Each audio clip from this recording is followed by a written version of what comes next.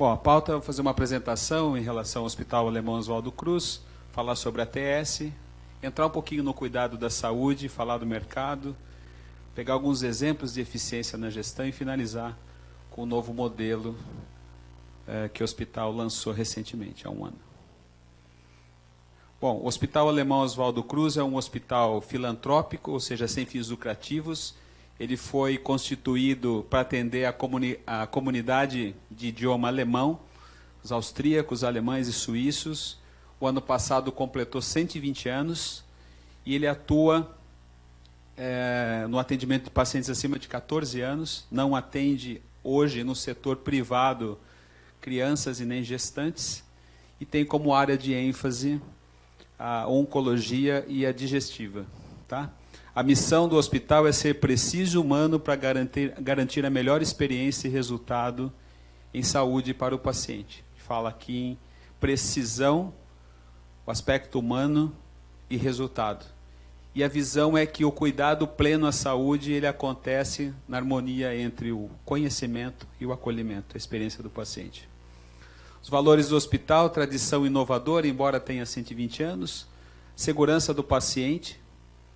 Nós dizemos que para a segurança do paciente não existe orçamento, acolhimento e protagonismo colaborativo, que é a capacidade de trabalhar em equipe e contribuir para o resultado. Essa é a declaração do hospital, e eu salientei ali a questão da eficiência, né? Temos em nosso nome, e não estou conseguindo enxergar daqui, desculpa. No nosso sangue, uma fusão cultural única. Nascemos como um hospital alemão, fundados na seriedade e na eficiência, que faz parte, uma característica do povo alemão.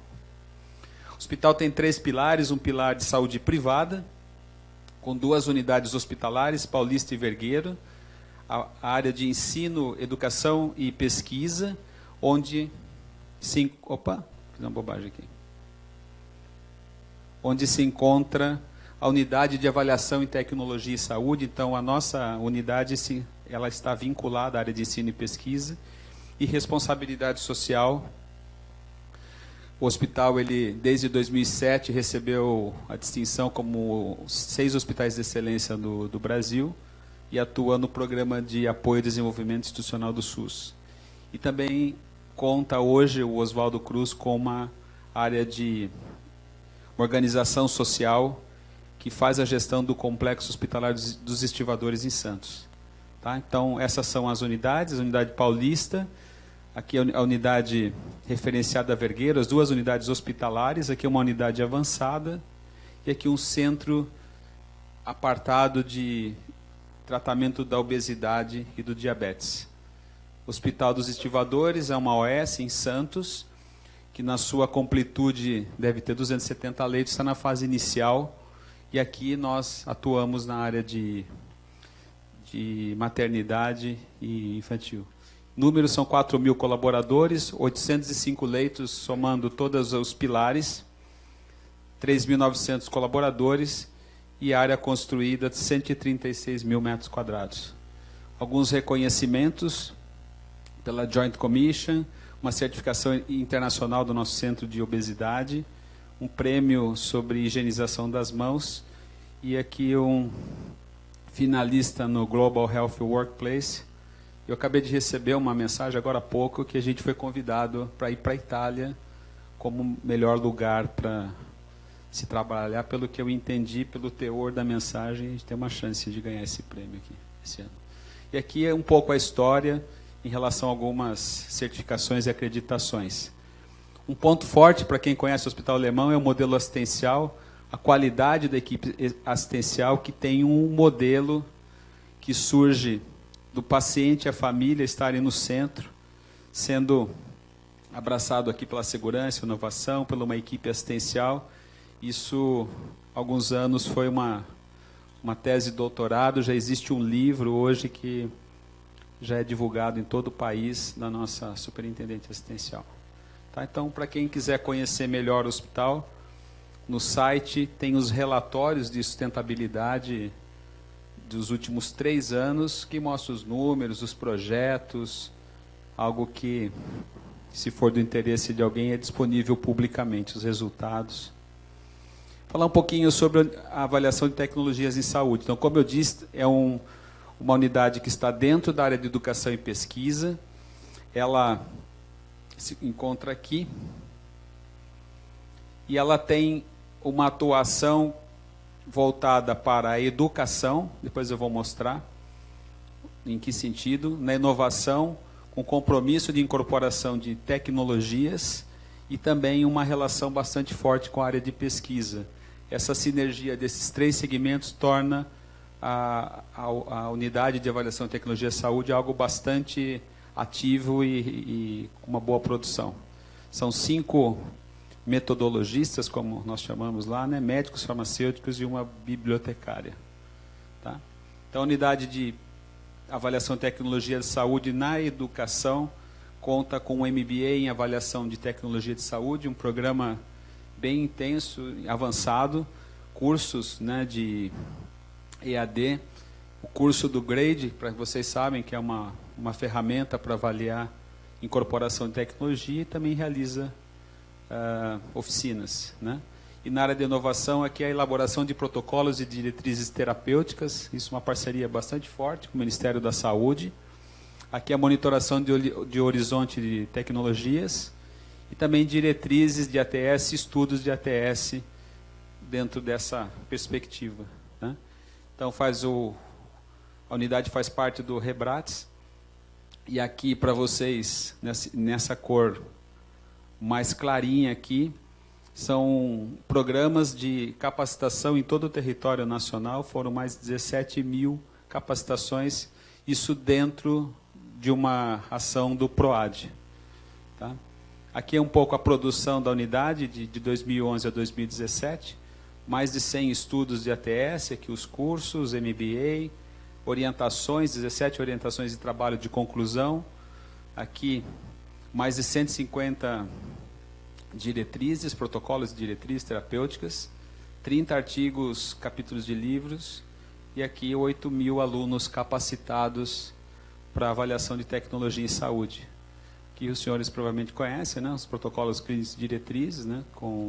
Feito em parceria com o Ministério da Saúde, também aqui diretrizes em oncologia, e esses outros materiais fruto do trabalho decorrente do PROAD. Aqui as publicações, JAMA, The Lancet, British Medical Journal, trabalhos produzidos no hospital. E a UATS ela tem uma missão. São diferentes demandantes. Às vezes a demanda chega do corpo clínico, chega de outros stakeholders. Ela busca fazer uma síntese da evidência em relação à tecnologia, e isso é traduzido em uma linguagem acessível. E, de acordo com os resultados, é discutido de forma colegiada, e a decisão é tomada dentro da melhor evidência possível. Como as nossas áreas de ênfase são a área digestiva e oncologia, aqui eu coloco alguns trabalhos que estão sendo feitos, né? Aqui, meta-epidemiologia, que é estudo de estudos, né? Para avaliar a consistência da cirurgia metabólica. Aqui o suporte também de metodológico para o Centro de Obesidade, né, as publicações internacionais. E aqui também o estudo dos outcomes, como foi dito na apresentação anterior. O PROMS também é uma outra medida de desfecho na perspectiva do paciente em formato de entrevistas, né? Então, dentro da oncologia, o hospital faz parte de um projeto internacional, onde se estuda um banco de dados de 11 anos de todas as drogas quimioterápicas. Acho que o maior banco de dados que tem disponível hoje. Aqui tem uma participação do FDA, inclusive, no sentido de avaliar se tudo que foi feito nesses anos realmente é efetivo, é eficaz, faz sentido, em função da diversidade de tratamentos que o câncer hoje tem. Também aqui a síntese da evidência sobre medicamentos biosimilares para tratamento de câncer de mama e custo-efetividade dos tratamentos de câncer de mama. Então, são, hoje, trabalhos, pesquisas que estão sendo feitas uma maneira de você avaliar e publicar ao mesmo tempo, também para constituir uma evidência. Isso é muito importante na tomada de decisão, especialmente na interação com o corpo clínico. Tá? Então, eu trouxe alguns casos aqui. Um caso de incorporação que surgiu para a superintendência por uma empresa internacional, a angiotermografia dinâmica. Parte do princípio que os tumores de mama têm um crescimento da vascularização e, por conta disso, poderia ser detectado por essa vascularização o nódulo mais precocemente do que a imagem no raio-x, não sendo um método que cause dano, não é uma radiação, e a princípio parecia algo revolucionário. Então, o propósito da avaliação de aquisição era ver se isso era uma abordagem alternativa ou complementar para o rastreamento do câncer de mama. Poucos estudos comparativos e utilizando o GRADE com uma evidência muito baixa, a decisão foi em não incorporar essa tecnologia. Aqui um outro caso, imunoglobulinas para imunodeficiências, né? Muitos médicos insistem que marca X é melhor que marca Y. Esse foi um trabalho também que foi buscado uma evidência, foi feito um estudo, uma meta-análise, e também havia pouca evidência, foi uma publicação internacional, e hoje, dentro de um comitê estratégico de medicamentos, eu chamo, junto com a equipe multi, alguns profissionais e demonstro que isso não é uma boa prática, né? Só para vocês terem uma ideia, entre a marca A e a marca B, se a marca B fosse utilizada na sua plenitude, o hospital teria uma economia de R$1 milhão por ano, com uma imunoglobulina. Tá?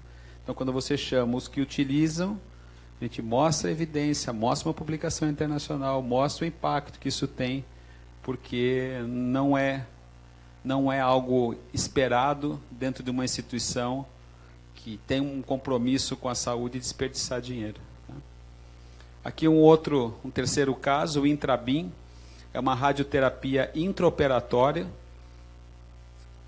inicialmente indicada para tumores de mama, numa condição específica inicial, com uma efetividade imediatamente no intraoperatório. Né? Então, mesma coisa, buscada evidência, avaliação crítica, tinham 2 estudos e ficou evidenciado que o que agrega ao paciente, né, porque ela tira o câncer de mama ali, o nódulo na cirurgia, faz uma única sessão e evita todo aquele desconforto de fazer 15, 20 sessões de radioterapia. O estudo também chegou à conclusão que a decisão era incorporar esse equipamento. Tá? E aí eu vou falar um pouquinho mais sobre, agora, eficiência, né, na saúde. Quando a gente pensa em dimensões de qualidade na saúde, a gente pode citar 5 pontos. O cuidado precisa ser seguro, precisa ser eficaz, ou seja, fornecer serviço baseado em conhecimento científico, para que todos que poderiam se beneficiar e evitar prestação de serviço àqueles que provavelmente não se beneficiarão. Tá? Evitar subutilização ou o contrário. Centrado no paciente, né?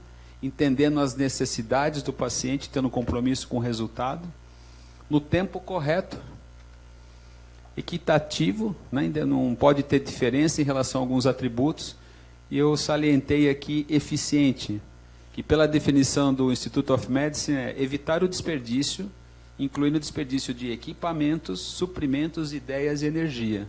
Né? Pensar bobagem é perda de energia. Né? A gente deve sempre pensar nisso. Né? E aí o mercado de saúde hoje é uma cadeia onde você tem aqui as operadoras que financiam, você tem os beneficiários que pagam o operador, então a remuneração aos prestadores não é direta, que a grande maioria hoje das pessoas usam plano de saúde no setor privado. Né? Dentro desses prestadores você tem toda a estrutura e aqui no meio você tem os fornecedores de diferentes insumos que têm um custo, são regulados aqui pela Anvisa essa relação dos beneficiários com a operadora pela ANS. E quando a gente olha o mercado de saúde, 5 minutos, vai dar tempo, vou acabar certinho. Quando nós olhamos o mercado de saúde, já há uns 3 anos vem havendo uma queda, né? Havia uma previsão de crescimento do PIB, que não vai acontecer, né? Isso aqui já mudaram umas 2 vezes. Então, o que está acontecendo? Vem caindo o número de beneficiários e, junto com isso tudo, você tem a inflação médica, né? Então, a taxa de cobertura hoje ela vem caindo na saúde privada, 24,5%. Isso tem demandado uma necessidade de ser cada vez mais eficiente para poder atender isso. E um aspecto importante é a sinistralidade do setor privado, né? Aqui é um tema claro para vocês ou não? Sinistralidade significa... Bom, devo estar falando com economistas, né? Eu sou médico, mas vou explicar, acho que é melhor. A operadora, ela consome 83,7% daquilo que ela arrecada para prestar serviços à saúde. O que resta serve para pagar as suas despesas administrativas, operacionais e tirar alguma coisa. A conta não fecha, né? Então, isso está provocando coparticipação, e o mercado está com essa característica, né? Então, primeiro, já a desconfiança entre as partes, o prestador, o fornecedor, a operadora, ela faz parte, é uma competição de soma zero, como o Porter chama. Existe uma pressão da indústria de materiais e medicamentos, né? Algumas saindo das tabelas, baixando as margens dos hospitais, um abuso na prestação de serviços, um excesso de utilização de medicamentos, acho que isso foi mostrado aqui durante o dia, uma remuneração médica inadequada, venda de itens e não de serviços, como foi dito na palestra anterior, e um ciclo financeiro prolongado devido à ineficiência. E cada vez mais precisando fazer controle com recurso de glosa. Então, é um cenário onde as cirurgias têm alto custo e existe um uso irracional de OPME. Pequenos procedimentos em hospitais têm, em alto custo, uma estrutura muito maior do que você precisa para fazer a baixa complexidade. Falta de leitos para acomodar pacientes, emergências lotadas, alto custo do tratamento oncológico, né?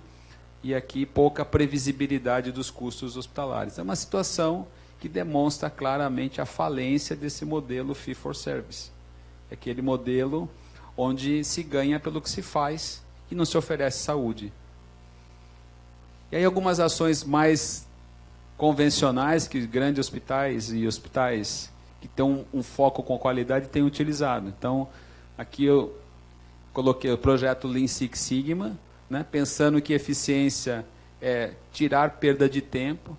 Então, aqui um exemplo, na nossa instituição, nós fizemos a jornada do paciente com a participação da equipe multiprofissional, tornando ela mais lean, tanto no centro cirúrgico, na internação, na área de oncologia, para que o paciente tenha uma experiência melhor, né, para que se agregue valor. E outras questões que são também avaliação de desempenho médico. Por que isso é importante? Eu conheço a prática do médico, eu sei aquilo, eu sei o custo de cada procedimento, eu sei o desfecho de cada procedimento. Os protocolos gerenciados, né? O hospital está rumo ao RIM7 e no próximo passo é ser digital. Para você ter alertas, para ajudar a decisão do médico, você tem certeza que você vai prescrever isso mesmo? Olha, seria bom e importante. Esse paciente já fez tal exame, né? O DRG, para conseguir estudar o custo e desfecho numa perspectiva mais real, de acordo com a condição clínica do paciente. Automação de suprimentos, estudo de desfechos clínicos, né, utilização racional dos antibióticos, evitando o excesso, evitando a resistência. Comitês de órteses e próteses, estabelecendo regras claras, tratando situações de desvios com bastante rigor, junto com a comissão de ética, quando necessário, e ter um comitê estratégico para olhar o uso de medicamentos, né? Outra ação que nós vemos trabalhando é o VMI, é quando você faz a gestão do seu estoque juntamente com o fornecedor, e aí você tem uma troca de informações e a responsabilidade de manter o estoque com os itens críticos e com o menor tempo de estoque possível de giro. Fica uma responsabilidade conjunta, isso traz exclusividade, isso traz eficiência, economia de tempo e qualidade na entrega dos insumos. E aqui um exemplo concreto para vocês. Antes da implantação do VMI, o nosso estoque rodava em 22 dias, passou a rodar em 16, e aqui o custo caiu de 2,5 milhões para 1,5 milhão. Então, uma iniciativa de eficiência na gestão, utilizando modelos fora da nossa indústria da saúde. Tá? Então, dentro desse cenário, uma proposta que nós colocamos há 1 ano é fazer um hospital com foco na qualidade, que foi a unidade Vergueiro, segurança e custo competitivo, com corpo clínico fechado, com médicos que nós escolhemos pela prática e pela parceria, e uma racionalização e padronização de OPME de alto custo, fazendo uma parceria com uma empresa de alta qualidade, com exclusividade de fornecimento, desde que ela tenha tudo o que precisa ser fornecido. Né? E com porta fechada para evitar a variabilidade, com leitos privativos e semi-privativos. Essa unidade referenciada a Vergueiro, essa aqui é a matéria que saiu no Valor Econômico, reconhecendo como o primeiro hospital onde o paciente entra de fim a fim. Do início, ele entra até o final do tratamento dele, o custo é completamente previsível. Isso em decorrência de selecionar corpo clínico, trabalhar com protocolos e ter uma abordagem diferente da convencional, que onde o atendimento do paciente já começa a ser, no primeiro momento, ter avaliação de riscos. O interessante é que esse modelo, ele tem a estrutura, tem o mesmo processo assistencial, tem os mesmos equipamentos e vai dar acesso a públicos que não poderiam ter acesso a um hospital de qualidade, mantendo a sustentabilidade do sistema de saúde. Então, nós fizemos 358, se eu não me engano, produtos em todas as áreas. São 100% com diárias, honorário médico incluso, APME, MATMED. Tem uma garantia, né? Então a ocorrência dos eventos ela é computada nesse modelo. E aí tem um desafio, né? Então, para vencer toda essa questão do custo, não tem outro caminho que não seja a inovação. Nós realmente estamos num modelo, numa transição de fee for service para uma assistência baseada em valor, mas alguém tem que dar um passo, né? Isso para nós e para os pagadores tem sido um desafio. Primeiro, a visão da operadora é que ainda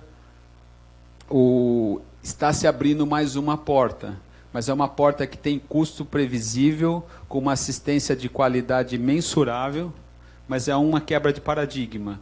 Né? Então, uma implementação gradual, então isso não vai no ritmo que a gente espera.